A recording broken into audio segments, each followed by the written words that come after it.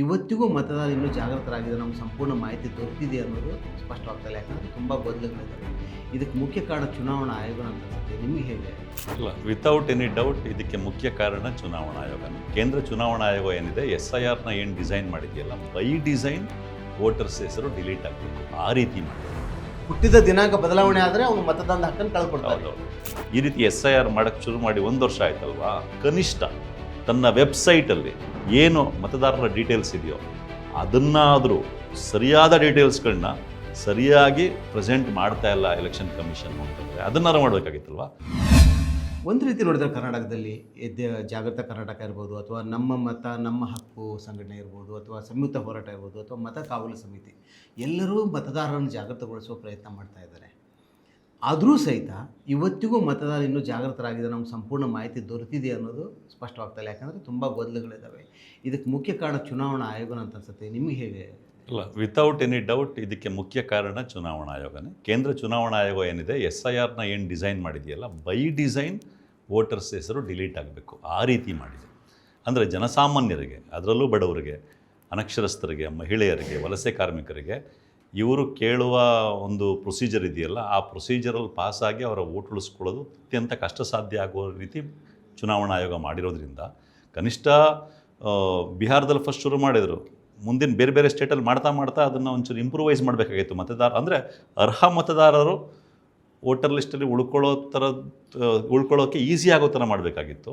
ಆದರೆ ಇವರು ಅರ್ಹ ಮತದಾರರೇ ವೋಟರ್ ಲಿಸ್ಟಲ್ಲಿ ಉಳ್ಕೊಳ್ಳೋಕೆ ಕಷ್ಟ ಆಗಬೇಕು, ಆ ರೀತಿ ಸ್ಟೆಪ್ ಬೈ ಸ್ಟೆಪ್ ಮಾಡ್ಕೊಂಡು ಬರ್ತಾ ಇದ್ದಾರೆ.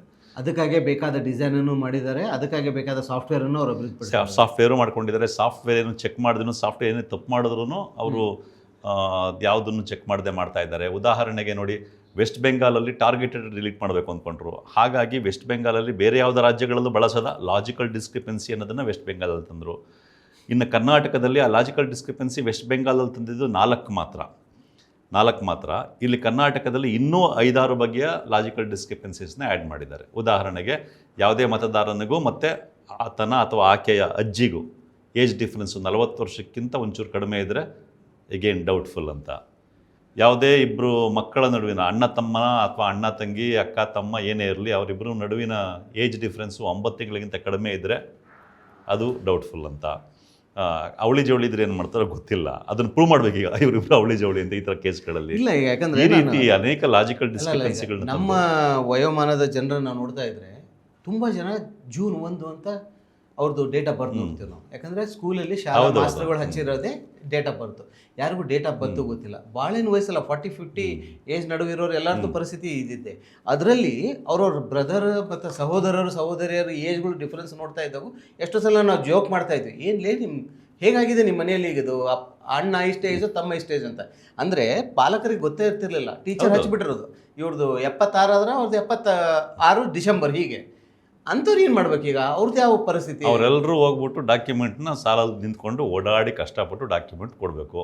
ಆ ಡಾಕ್ಯುಮೆಂಟ್ ಕೊಟ್ಟಾಗಲೂ ಕೂಡ ಇದು ಹೆಂಗೆ ಅನ್ನೋ ಪ್ರಶ್ನೆ ಬರುತ್ತೆ, ಅದಕ್ಕೆ ಉತ್ತರ ಕೊಡೋಕ್ಕಾಗಲ್ಲ. ಈ ರೀತಿ ಇದೆ. ಈಗ ಉದಾಹರಣೆಗೆ, ಈಗ ತಲೆಮಾರುಗಳಿಂದ ಇದೇ ದೇಶದಲ್ಲಿ ಹುಟ್ಟಿ ಇದೇ ದೇಶದಲ್ಲಿ ಬೆಳೆದು ಹಲವಾರು ದಾಖಲೆಗಳನ್ನು ಹೊಂದಿ, ಈ ದಾಖಲೆಯಲ್ಲಿ ಒಂದು ಹುಟ್ಟಿದ ದಿನಾಂಕ ಬದಲಾವಣೆ ಆದರೆ ಅವನು ಮತದಾನದ ಹಕ್ಕನ್ನು ಕಳ್ಕೊಡ್ತಾರೆ. ಈಗ ಲಾಜಿಕಲ್ ಡಿಸ್ಕ್ರಿಪೆನ್ಸಿ ಅಂತ ವೆಸ್ಟ್ ಬೆಂಗಾಲ್ ವಿಷಯದಲ್ಲಿ, ಅದಕ್ಕೂ ಕೆಲವರು ಹೇಳ್ತಾರೆ ಲಾಜಿಕಲ್ ಡಿಸ್ಕ್ರಿಪೆನ್ಸಿ ವೆಸ್ಟ್ ಬೆಂಗಾಲ್ ತಂದಿದ್ದು, ಅಲ್ಲಿ ಬಾಂಗ್ಲಾದೇಶಿಯರು ಜಾಸ್ತಿ ಇದ್ದಾರೆ ಅಂತ. ಬಿಹಾರದಲ್ಲಿ ಬಾಂಗ್ಲಾದೇಶಿಯರು ಅಷ್ಟು ಜನ ಇದ್ದಾರೆ, ಇಷ್ಟು ಜನ ಇದ್ದಾರೆ, ನಾವೆಲ್ಲ ಅವ್ರು ವರ್ಗಾಕಕ್ಕೆ ಮಾಡಿದ್ದೀವಿ ಅಂತ ಹಿಂಗೆಲ್ಲ ಹೇಳಿದ್ರು. ಈಗ ಈ ವಿಷಯಗಳು ಹೇಳಿದಾಗ, ಈ ಡಿಸೈನಿಂಗ್ ಇದೆ ಅಂತ ಹೇಳಿದಾಗ, ಇವರೆಲ್ಲ ಕೆಲವರು ಏನು ಮಾಡ್ತಾಯಿದ್ದಾರೆ, ಅದೆಲ್ಲ ಬಾಂಗ್ಲಾದೇಶಿಯರನ್ನ ವರ್ಗ ಹಾಕಿರಿ, ಅಕ್ರಮ ವಲಸೆಗಾರನ ಆಯ್ತು, ಇದನ್ನೆಲ್ಲ ಬಿಟ್ಬಿಡೋಣ. Very simple. ಈ ರೀತಿ SIR ಮಾಡೋಕ್ಕೆ ಶುರು ಮಾಡಿ 1 ವರ್ಷ ಆಯ್ತಲ್ವಾ. ಕನಿಷ್ಠ ತನ್ನ ವೆಬ್ಸೈಟಲ್ಲಿ ಏನು ಮತದಾರರ ಡೀಟೇಲ್ಸ್ ಇದೆಯೋ ಅದನ್ನಾದರೂ ಸರಿಯಾದ ಡೀಟೇಲ್ಸ್ಗಳನ್ನ ಸರಿಯಾಗಿ ಪ್ರೆಸೆಂಟ್ ಮಾಡ್ತಾ ಇಲ್ಲ ಎಲೆಕ್ಷನ್ ಕಮಿಷನ್ನು ಅಂತಂದರೆ ಅದನ್ನಾರು ಮಾಡಬೇಕಾಗಿತ್ತಲ್ವ. ಅದನ್ನೂ ಸರಿಯಾಗಿ ಮಾಡ್ತಾ ಇಲ್ಲ ಅಂತಂದರೆ, ಇವತ್ತು ಇಷ್ಟು ಟೆಕ್ನಾಲಜಿ ಮುಂದುವರ್ತಿರ್ತಕ್ಕಂಥ ಕಾಲದಲ್ಲಿ ಅದನ್ನೂ ಇವ್ರು ಸರಿಯಾಗಿ ಮಾಡ್ತಾ ಇಲ್ಲ ಅಂದರೆ ಇವ್ರ ಉದ್ದೇಶ ಏನು? ಟೆಕ್ನಾಲಜಿ ಬಳಸ್ಕೊಂಡು, ಅಂದರೆ ನಾನು ಎಕ್ಸಾಂಪಲ್ ಕೊಡ್ತೀನಿ. ಉದಾಹರಣೆಗೆ, ಈಗ ನೋಡಿ, ಮಾಗಡಿ ತಾಲೂಕಲ್ಲಿ, ಮಾಗಡಿ ಕಾನ್ಸ್ಟಿಟ್ಯೂನ್ಸಿನಲ್ಲಿ ಹಲಸನಬೆಲೆ ಅಂತ ಒಂದು ಊರಿದೆ.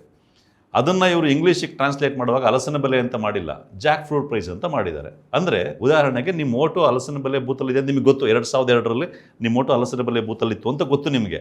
ನೀವು ಹಲಸನಬೆಲೆ ಅಂತ ಹಾಕ್ಬಿಡ್ತೀರಾ ಬೂತ್ ಹೆಸರನ್ನ, ಸಿಗೋದೇ ಇಲ್ಲ. ಏನು ಮಾಡಿದ್ರು? ನಿಮ್ಮ ತಪ್ಪಿಂದ ಅಲ್ಲ. ಯಾರು ತಪ್ಪಿಂದ?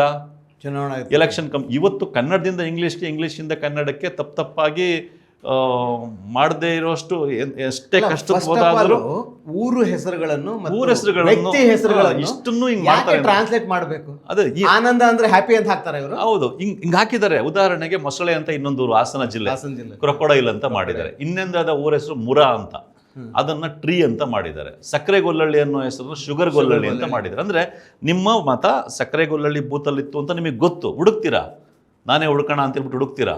ನೀವೇನಂತ ಹಾಕಿ ಹುಡುಕ್ತೀರಾ? ಸಕ್ಕರೆ ಗೊಲ್ಲಳ್ಳಿ ಅಂತ ಹಾಕಿ ಹುಡುಕ್ತೀರಾ. ಅಲ್ಲಿ ಸಕ್ಕರೆ ಗೊಲ್ಲಳ್ಳಿ ಇಲ್ಲ.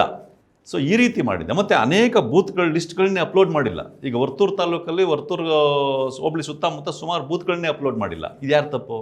ಇದು ಇವತ್ತಿನ ಟೆಕ್ನಾಲಜಿ ಮುಂದುವರ್ತಿರ್ತಕ್ಕಂಥ ಇಂಥ ಸಮಯದಲ್ಲಿ ಈ ಥರದ ಮಿಸ್ಟೇಕ್ಸ್ ಆಗಲೇಬಾರ್ದು. ಈ ಥರ ಮಿಸ್ಟೇಕ್ಸ್ ಆಗದಾಗ ನೋಡ್ಕೊಳ್ಳೋದು ತುಂಬ ಈಸಿ. ಹಂಗಿದ್ರೂ ಈ ರೀತಿ ಬೇಕಾಬಿಟ್ಟಿ ಮಾಡಿದ್ರೆ ಅನ್ನೋ ಉದ್ದೇಶ ಏನು? ಜನಕ್ಕೆ ಸಿಗಬಾರ್ದು. ಮತ್ತಷ್ಟು ವಿಶೇಷ ವಿಡಿಯೋಗಳನ್ನು ನೋಡಲು ಮತ್ತು ಹೊಸ ವಿಡಿಯೋಗಳ ಬಗ್ಗೆ ತಿಳಿಯಲು ಈ ದಿನ .com ಯೂಟ್ಯೂಬ್ ಚಾನೆಲ್ ಸಬ್ಸ್ಕ್ರೈಬ್ ಮಾಡಿ ಮತ್ತು ಬೆಲ್ ಐಕಾನ್ ಕ್ಲಿಕ್ ಮಾಡಿ.